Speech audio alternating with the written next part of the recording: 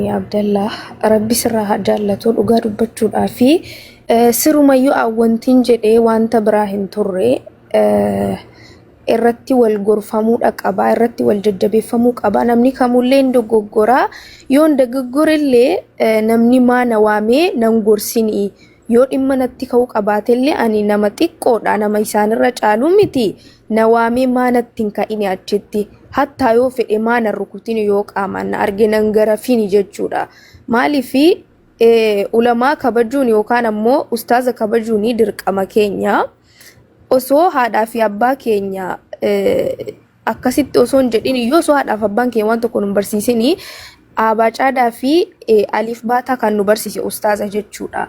Haadhaa fi abbaa keenyarraa karaa barnootaatiin irra gahee kan qabu ani ustaaza jedheetu yaada jechuudha. Ustaaza jechuun anaaf abbaa kiyya lammataati.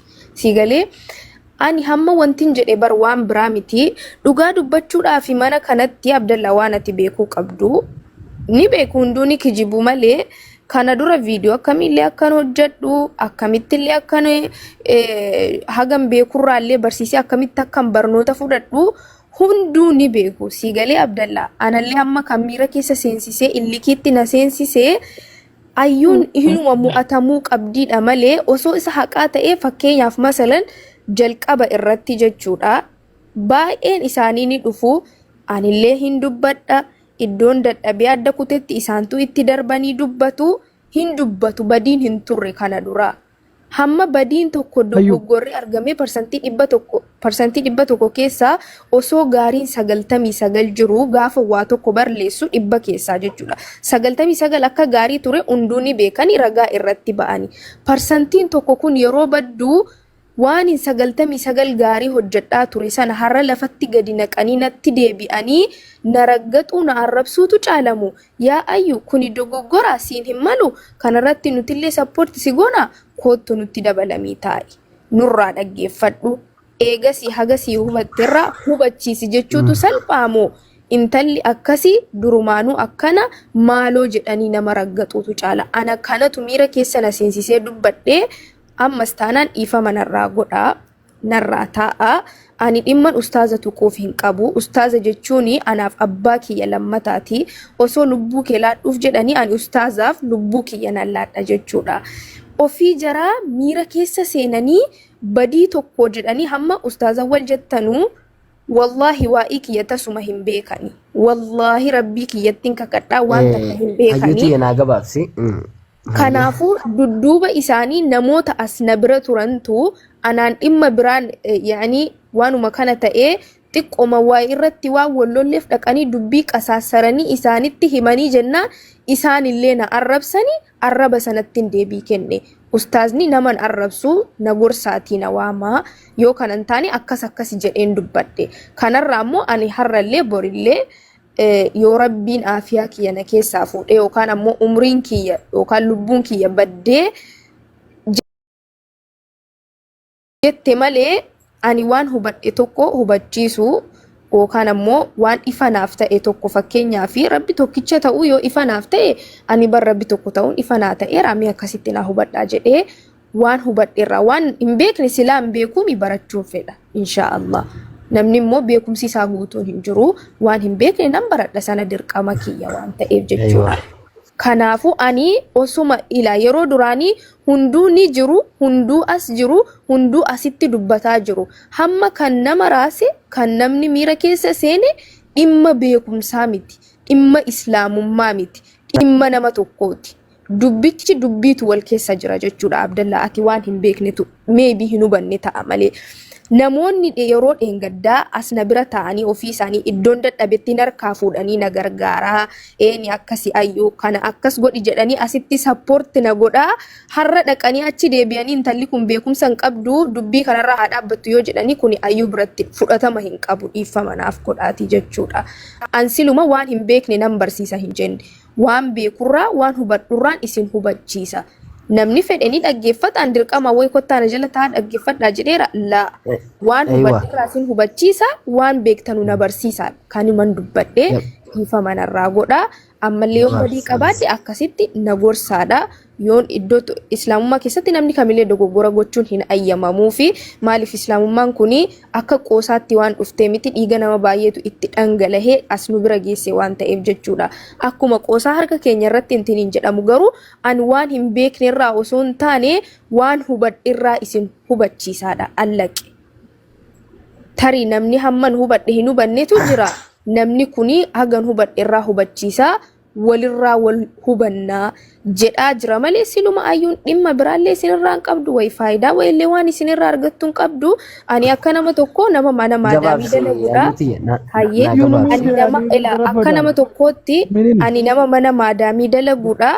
Guyyaa hojii kiyya dalagaa ani markaza keessan taa'a qur'aana kiyyan qara'aa kitaaba kiyyan qara'aa eeggiin dalagaa xumuradhee dhufee kilaasii kiyya seene immoo haga hubatte irraa hubachiisii haga namni hubate irraa immoo hubadhu jechuu dhiifama manarraa godhaa malee kana namoota dhorgullee danda'a hin jedhu jechuudha.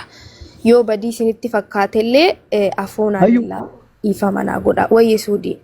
Gaafii lama qofa si gaafadhe rafoodha. Ustaaz dhiifama manaa godhaa. Wallahi rafoodha. Gaafii lama qofa si gaafadha gabaabaa amma walumaa galatti mee dubbii adda baafnee asii deemna. Jalqaba irratti ati ustaaz awwal aalima akka ta'e quba qabdaa?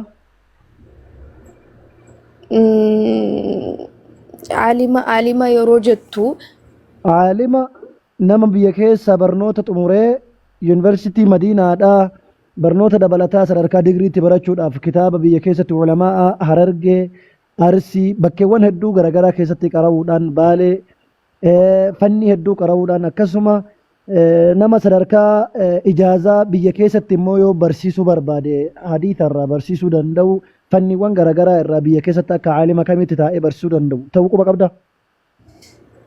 Ani sana dhugaa dubbachuudhaaf hin qoranne garuu hagam beekurraa garee shahadaatti yeroo isaan barsiisan in argaa in dhaga'a naman jaalladhurraallee tokko ture jechuudha kanuman beekaman. Gabaabsina deebisi. Gaafii gabaabaan si gaafadhe ustaaz. Barnoota hamma jettee hin beeku garuu akka inni barnoota amantii lamaan jidduu jiru hubannoo qabuu fi garee shahadaatti hin beekan iccitii isaa kan biraa waan hin qoradhe hin qabu. Akkaan gaarii. Qoradhuufis hin qabu. Tokkoffaa ustaaz awwal aalima nama sadarkaa ilmiitti hadiisa akka nama kamittuu halqaa mataa isaa banee barsiisuu danda'u nama guddaa akkasiiti. Takka jedhi qabadhu. Walii gallee? Tokko inni. Ayyuu osoo Nabi Muhammad alayhi salaatu wasalaam jiraatanii har'a waan isaan jedhanne fudhatamoo akka carraa isaan waasiin jedhanne ittiin lolteeti qabsoo qawixii itti banta. Sirriittiin fudhadha. Akkaan gaarii. Ustaaza walaahi bakka bu'aa Nabi Muhammad alayhi salaatu wasalaam jaarraa kana keessatti akka ta'e quba qabda? Nan amana garuu anaaf hamma akka sa'aatii kanaatti anaaf akkasi jechuu hin danda'u. No, anaaf sa'aatii kanatti akkasi jechuu hin danda'u. An akka ayyuutti hin dubbadha akka keessanitti miti. Ragaan si kenna. Hadiisaa fi quraanaan inni masakamtaa miti ammas? Eenin hin masakama. Akkaan gaarii. Caalimni dhaaltuu ambiyaadha akka ta'e quba qabdaa? Eeyyeen. Akkaan gaarii. Ustaaz Awwal Qaasim jechuun ulamaa biyyi keenya qabdu keessa nama tokko ulamaan Oromoo fi Itoophiyaadhaa dhaaltuu ambiyaadhaa ta'uu hin danda'u ragaa jedhu jira moo? Ulamaan Islaamaa guutumatu dhaaltuu ambiyaati. Dhageessa miti miti? Ulamaan Islaamaa guutumatu dhaaltuu ambiyaati. Ergaa Nabi Muhammad alayhi salaatu wassalaam osoo jiraatan ergaa isaanii fudhattee waan isaan irratti akka carraa si lolanii si yoo jiraate qeebaltee jaalalaan fudhattutti irraa fudhachuu sirra jiraata. Haqiqa siimu siimiti nama biraas qabsoo akkasii sana keessa akka galu barbaadu sin ayyamus. Sababni isaa ustaadawwan nama caalima guddaadha. Nama caalima guddaadha. Akka carraadha wanna tamma jette jiraachuu danda'a. Namni waa namatti himuun garuu dhattee ustaaz maal balleesse yooteen wallaahi rabbitti si kakadha. Ustaazawwan akka amma uummanni haasawaa keessatti naasawan. Maaliif akkas jettan bar kanaaf akkas jedhanii inumaa gorsa biraatutti si dabalanii si dhiisan hattan yoo akka carraa dogongoranii dogongorri bira jiraate immoo Anaatu dogongoree narra laalin jedhe xiqqoo mana namatti qaanamu miti saniif. Sababni isaa maal akka ta'e beektaa? Ga'umsa beekumsaa waan qabanuuf. Badambee ajullenye tana naa qabadhu. Yoo si dogongoran balleessuu mala yoo balleessan immoo anas si dogongoreedhanii dhiifama si gaafachuu danda'an. Hatta nama beekumsa irra gaayaa qabu jechuudha. Hanqa takka. Aga ilmi namaa waa beekutti. Takka jedhee qabadhu. Kana walii galle? Eeni rabbi haa gargaaru ani anama hadiisaa fi qur'aanaan masakamudha garuu tasumallee taanaanu har'abatti waliin galu. Waan sajaa'ibu qur'aanillee qiraa'aa ja'a hanga torbaa waan biyya keessa silaa namni ittiin qara'u fi waan silaa akka silaa qur'aanni itti qara'ama jedhamutti nama ijaazaa itti qabudha. Fanni qur'aanaan illee hattan jechuudha si galee haqiiqa. Jala deebiin isheen nasan kennaan waan hundaa ta'eefi rabbi haa qarqaaru ani sana maaliif akkas ta'ani jedhee nama hin Takka dubbadhuume suudi. Ani ammas taanaan boris taanaani gorsa yoo ta'e ani ilma namaati na haawamu na haa gorsu abbaan fedhe malee akkana arrabsu harrallee taanaan borillee taanaan gorsii fi harramni adda addummaa qaba. Nabi Muhammad salawaatu rabbi wassalaam nama arrabsaan turre osoo namni isaa waan meeqa godhuyyuu tasgabbaaniiti kan gorsaa turanii. Ani osoo badii tokko malee nan arrabsame waan ta'eef har'as taanaan boris taanaan daangaa kiyya immoo dabarsee namaaf hin laadhu jechuudha. Tasgabbaa ishee dhaggeeffadhu kan waan sin jira jiru laal dhaggeeffadhu sirriitti. Nama ulamaa guddaadha waan ta'eef isa tasgabbaa'e bakka sana. Inni lammaffaan immoo daawaa dalaguu barbaadda miti?